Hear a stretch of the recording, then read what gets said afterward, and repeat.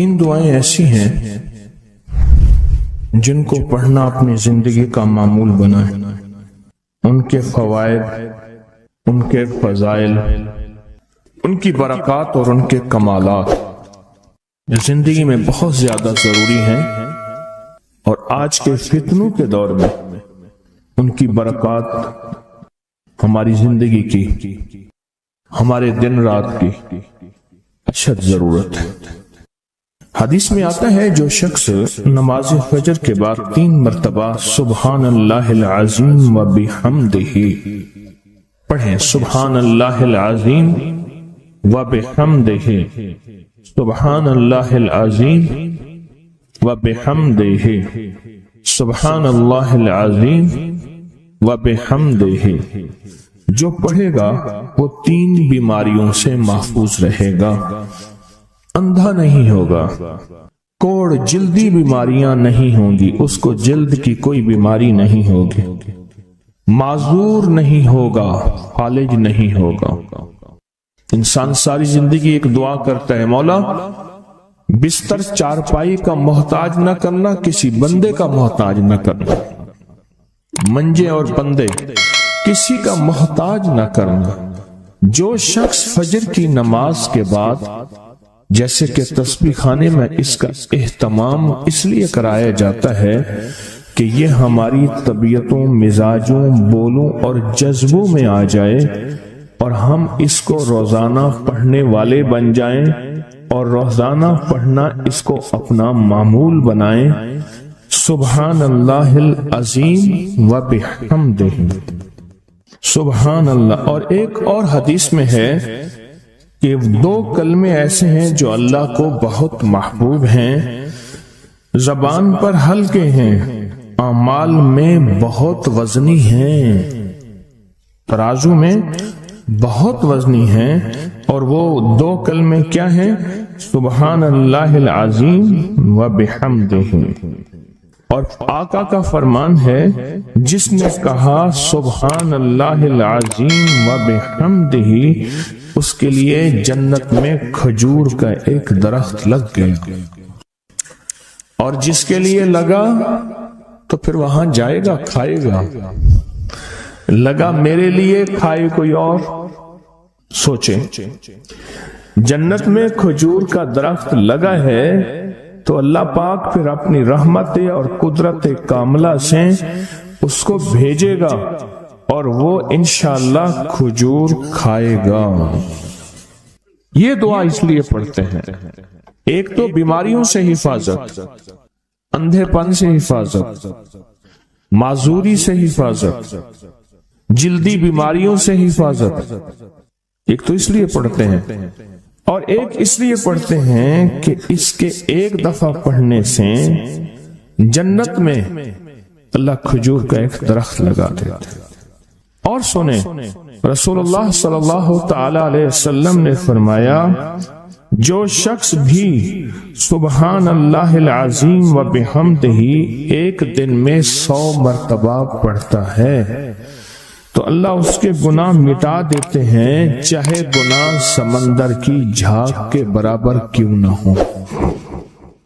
ایک تسبیح جو شخص پڑھتا ہے، رسول اللہ صلی اللہ تعالی علیہ وسلم ایک مرتبہ صحابہ سے فرمایا، آپ نے فرمایا کہ سبحان اللہ العظیم و بحمدہ 100 مرتبہ پڑھو، جس نے 1 مرتبہ پڑھا اس کے لیے 10 نیکیاں لکھی جائیں گی، جس نے 10 مرتبہ پڑھا اس کے لیے 100 نیکیاں لکھی جائیں گی، اور جس نے 100 مرتبہ پڑھا اس کے لیے 1000 نیکیاں لکھی جائیں گی، اور جو زیادہ پڑھے گا اللہ رب العزت اسے زیادہ عطا فرمائیں گے، اور جو اللہ سے بخشش طلب کرے گا تو اللہ ضرور اس کو بخشش عطا فرمائیں گے اور اللہ اس کو بخش دیں گے۔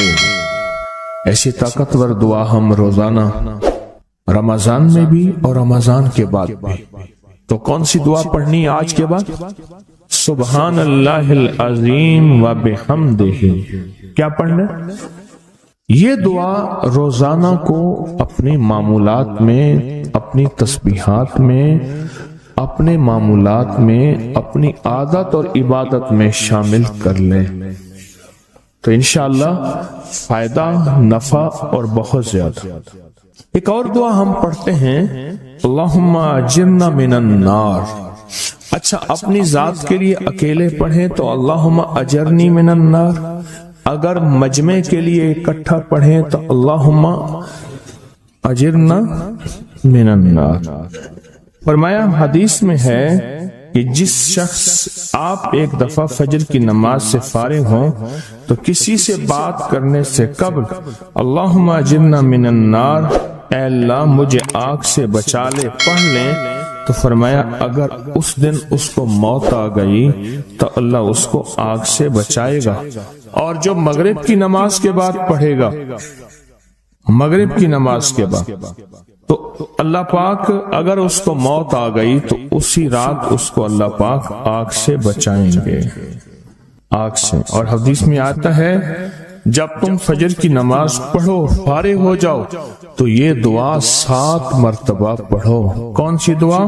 اللہم اجرنا من النار، اللہم اجرنا من النار، اللہم اجرنا من النار، اللہم اجرنا من النار، اللہم اجرنا من النار، اللہم اجرنا من النار، اللہم اجرنا من النار، اللہم اجرنا من النار، اللہم اجرنا۔ یہ دعا بخار کا بہت زبردست علاج ہے، جس کو بخار نہ چھوڑتا ہو۔ یہ دعا ہائی بلڈ پریشر کا زبردست علاج ہے۔ یہ دعا غصے کا علاج ہے۔ یہ دعا جس کے اندر وسوسے بہت زیادہ آتے ہوں، منفی وسوسے بہت زیادہ آتے ہوں، جو نیکی سے ہٹاتے ہوں، اس کا علاج ہے۔ اللہم اجرنا من النار، یہ بہت طاقتور علاج ہے۔ جس کا بلڈ پریشر ہائی رہتا ہو، جو بہت زیادہ ہر وقت غصے میں رہتا ہو، جس کا جسم بہت گرم رہتا ہو، جیسے رات ایک صاحب کہنے لگے کہ مجھے گرمی میں سے خوف آتا ہے، سردی میں مجھے راحت ملتی ہے، اس کے لیے بہت فائدہ مند ہے، بیماریوں کے لیے بہت فائدہ مند ہے۔ ایک عمل ہے بہت طاقتور اور بہت زبردست عمل ہے، اور پوری دنیا کو اس عمل سے بہت فائدہ پہنچا ہے کہ 2 رکعت نماز نفل پڑھ کے 3 بار سورۃ یاسین پڑھے، اور جو اللہ سے مانگے اللہ عطا کرتا ہے۔ سوچیں، ساری دنیا کی نوافل جتنی بھی ہیں، ایک فرض تو فرض کے سجدے کا مقابلہ نہیں کر سکتے۔ ساری دنیا کی نوافل فرض تو فرض ایک سجدے کا مقابلہ نہیں کر سکتے۔ فرض نماز پڑھی، اور فرض نماز پڑھنے کے بعد سورۃ یاسین 3 بار نہیں پڑھی، سینکڑوں بار پڑھی۔ پھر آپ نے نہیں پڑھی، اس وقت آن لائن پوری دنیا میں کتنے بے شمار لوگ ہیں جو تسبیح خانے کے ان اوقات کے مطابق انہوں نے اپنے آپ کو فارغ کیا ہے، خالی کیا ہے، اور سورۃ یاسین لے کر بیٹھے ہیں۔ انہوں نے بھی پڑھی 3 بار سورۃ یاسین، آپ نے بھی پڑھی، اور آپ کے علاوہ پوری دنیا کے کتنے بے شمار لوگوں نے پڑھی۔ کسی نے درد سے، کسی نے غم سے، کسی نے جذبے سے، کسی نے آنسو بہاتے ہوئے، کسی نے اللہ سے باتیں کرتے ہوئے، کسی نے درد اور وجدان کی کیفیت سے۔ یہ لمحہ قبولیت کا ہے، یہ لمحہ قبولیت کا ہے، اور اس لمحے دعائیں قبول ہوتی ہیں، فریادیں پوری ہوتی ہیں، آسیں امیدیں بر آتی ہیں۔ یہ بہت قبولیت کا لمحہ ہے، اور یہ بہت مقبولیت کا لمحہ ہے۔ اس عمل کے بعد سورۃ یاسین پڑھی جائے۔ انفرادی پڑھنے سے 3 بار تو فائدہ ہوتا ہے۔ جس کو بھی میں نے یہ عمل بتایا، جس کو بھی میں نے یہ عمل بتایا، اس کو بہت فائدہ ہوا، اس کو بہت نفع ہوا۔ سوچیں، اجتماعی بیٹھ کے جب پڑھیں گے اس کا کتنا فائدہ ہوگا، اور اس فائدے پہ یقین ہو، یقین ہو کہ جو کچھ ہوا ہے یہ فائدہ 100% ہے، اس میں کوئی شک نہیں ہے، اس پہ 100% یقین ہو۔ اس پہ 100% یقین. عمل ہوا اور عمل پہ یقین نہ ہوا، عمل کی تاثیر ختم ہو جاتی ہے. عمل ہوا اور عمل کے اوپر اعتماد نہ ہوا، عمل کا فائدہ ہواؤں میں تحلیل ہو جاتا ہے. اور عمل کیا اور اس پہ شک ہوا، وہ شک عمل کی طاقت کو ختم کر دیتا ہے. اس پہ 100% یقین ہو. اتنے سارے لوگوں نے بیٹھ کے پڑھا اور یقین سے پڑھا. اور ایک بات اور ہے، اگر آپ سورۃ یاسین پوری نہیں پڑھ سکے، سورۃ یاسین بعض اوقات بعض بندے اٹک اٹک کے پڑھتے ہیں اور دعا کا وقت ہو گیا، آپ چاہے بعد میں اس کو پوری کریں لیکن پوری ضرور کریں. میری طرف دیکھتے رہیں، پورا کریں لیکن اس سورت کو پورا ضرور کریں. اللہ نے یہ موقع دیا ہے رمضان کا. آج پہلا روزہ ہے اور پہلی سحری ہے، اور پہلے روزے اور پہلی سحری میں اتنا طاقتور عمل کیا ہے. اب سوچنا یہ ہے کہ اتنے طاقتور عمل میں نے دعا کون سی مانگنی. ایک تو پہلے یقین ہے انشاءاللہ کہ میری دعائیں قبول ہیں. اچھا، قبولیت کی وجہ سحری کا وقت، تہجد کا وقت. ایک دوسرا قبولیت کی وجہ ایک مجمع کا اللہ کے لیے جمع ہو جانا. فرمایا جہاں 40 پردیسی 40 مسافر صرف اللہ کی رضا کے لیے جمع ہو کے دعا مانگے، اللہ ان کی دعاؤں کو رد نہیں کرتا. آپ میں سے تو 90% مجمع تو پردیشیوں کا ہے، 90% مجمع. اور قبولیت کی تیسری وجہ یہ ہے کہ آپ نے فرض نماز پڑھی اور فرمایا فرض نماز کے بعد دعائیں قبول ہوتی ہیں. فرض نماز کے بعد دعائیں قبول ہوتی ہیں. اب قبولیت کی پہلی وجہ کیا ہے؟ سحری کا وقت. سحری کا وقت، فجر سے پہلے کا وقت دعائیں قبول ہوتی ہیں. دوسری وجہ فجر کا وقت، فرض نماز کے بعد دعائیں قبول ہوتی ہیں. اور تیسری وجہ مسافروں کا مجمع. اور چوتھی وجہ رمضان کے اللہ جل شانہ نے فرشتوں کو حکم فرمایا، فرشتوں ساری عبادات چھوڑ دو اور میرے روزے داروں کی دعاؤں پہ آمین کہو. ساری عبادات چھوڑ دو اور میرے روزے داروں کی دعاؤں پہ آمین کہو. ایک چوتھی وجہ ہو گئی کہ فرشتوں نے آپ کی دعاؤں پہ آمین کہا. اور پانچویں وجہ مل کے سورۃ یاسین پڑھنا.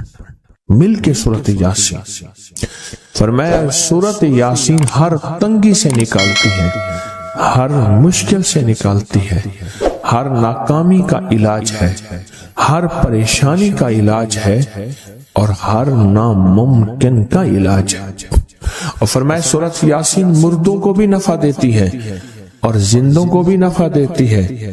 سورۃ یاسین جو نزع کی سکرات کی حالت میں ہو اس کو بھی نفع دیتی ہے. اور سورۃ یاسین اس بندے کی جو کسی تکلیف کی نزع میں، قرضے کی نزع میں اور بیماری کی سکرات میں ہو اس کو بھی نفع دیتی ہے.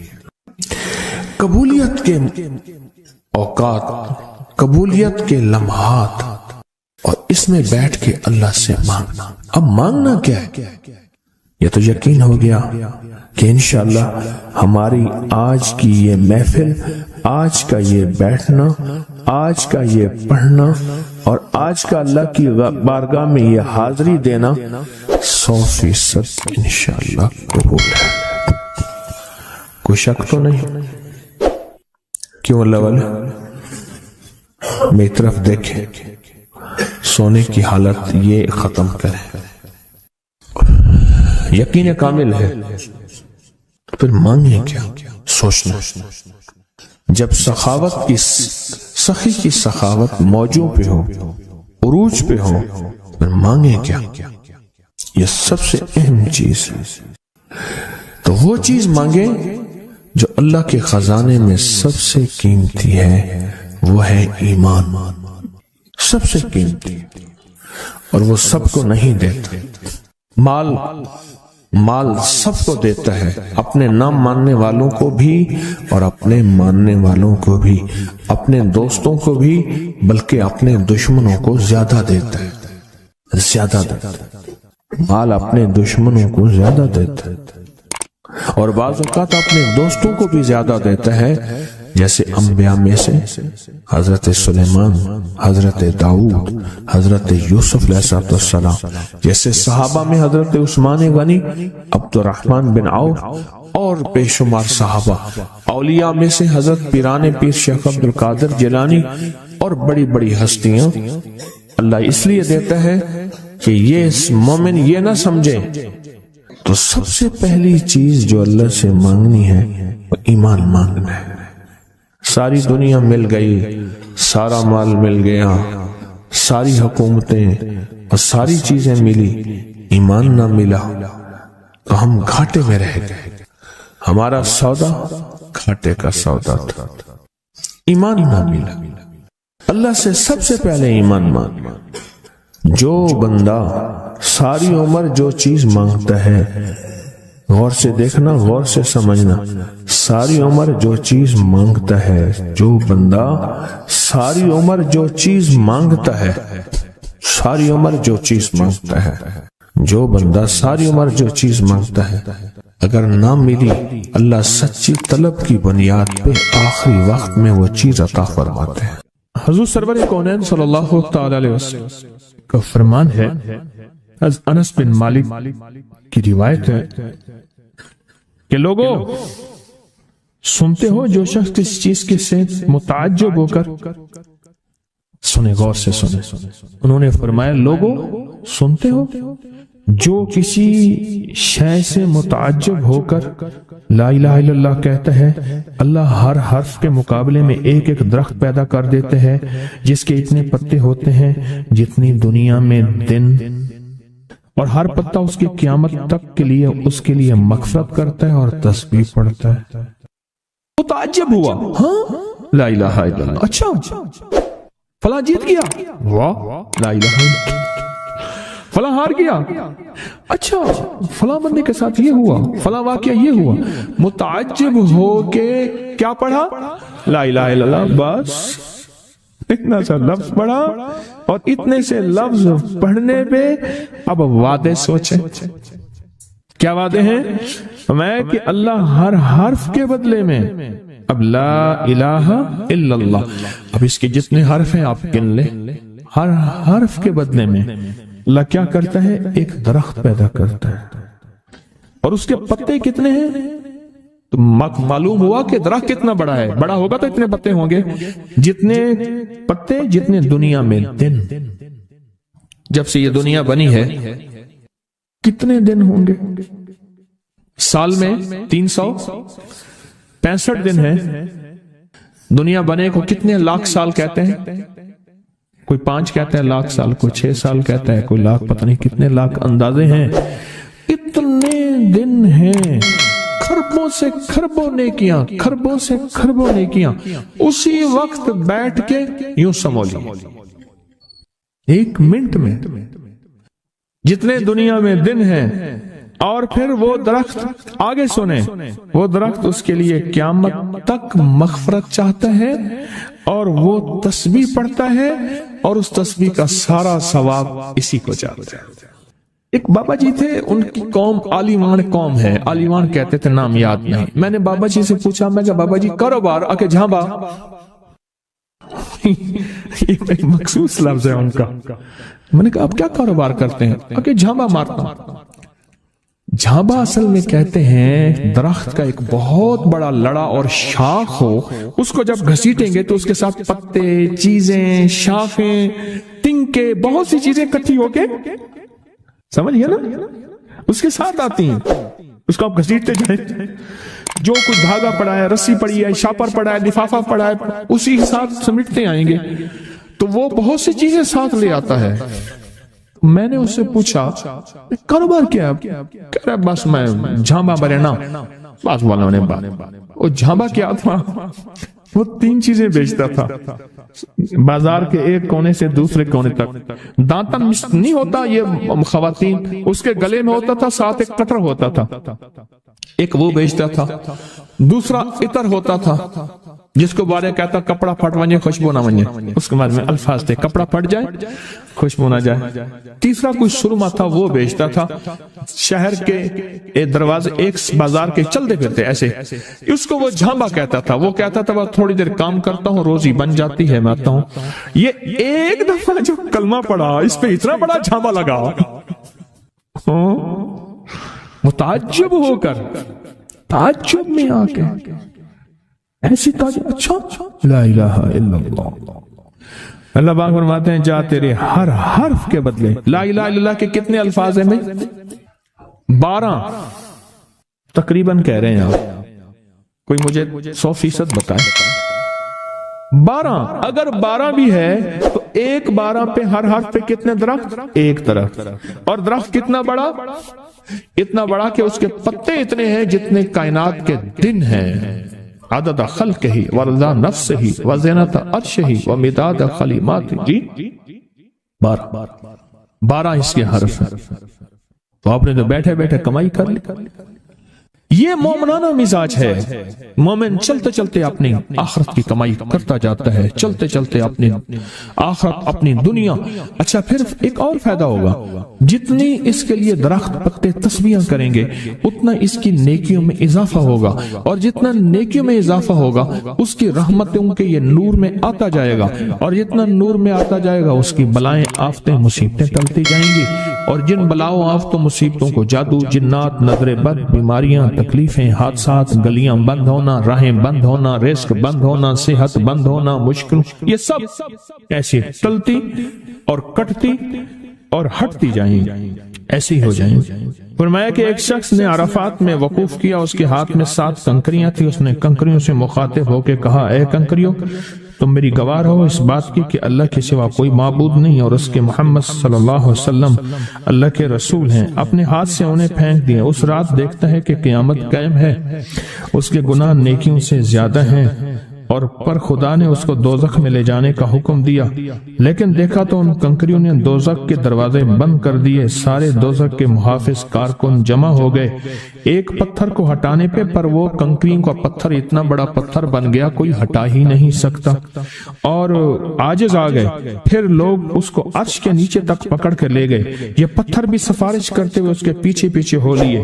پھر آخر اللہ نے اس کو جنت میں جانے کا حکم دیا، تو پھر یہ سارے پتھر جنت کے دروازوں میں آگے جا پہنچے، اور ہر پتھر کہنے لگا اے اللہ میری طرف سے اس کو جنت میں داخل کر. ہر پتھر سفارشی بن گیا.